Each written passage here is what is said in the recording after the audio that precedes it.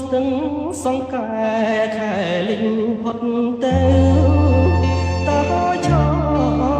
យាមផ្លូវនៅក្បាលស្ពានថ្ម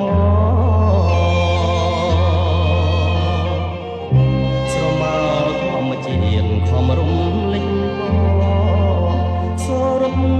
លើងចអងរុនរីត្រីទាំងដំបូលស្បូវនៅត្រើយខាងកាត់ជាពូកំណាត់ឋានស្នេហ៍កវីតាមផ្លូវមានគេលងនំចំណៃឥឡូវរឿងថ្មី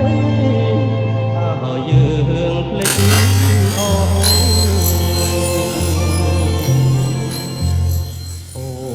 កុំជេរស្ទឹងបើខឹងនឹងប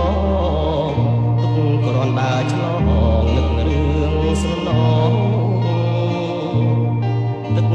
អើយហូរទៅកុំនៅក្រៀមក្រំ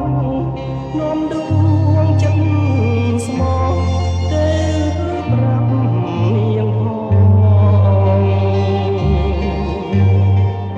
អស្ទឹងសង្កែធ្លាប់តែផ្ញើចិត្តពេលយប់ងងឹតស្ទាបអងអា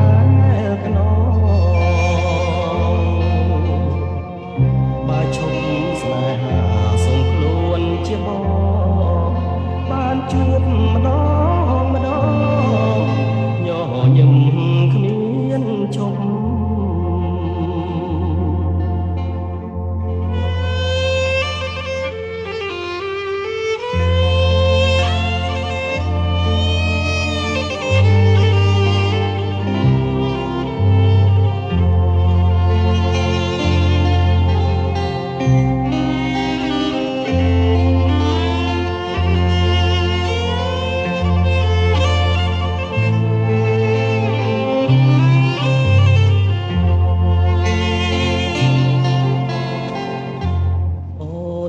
កុំជេរស្ទឹងបើខឹងនឹងបងទុកគ្រាន់ដើរឆ្លងនឹករឿងស្រណងទឹកអើយហូរទៅកុំនៅក្រៀមក្រំនាំដួងចិត្តស្មោះទៅប្រាប់នាងផង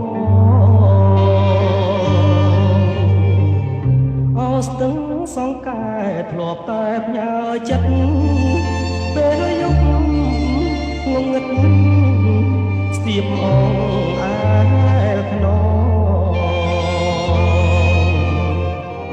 បើឈប់ស្នេហាសុំខ្លួនជាបង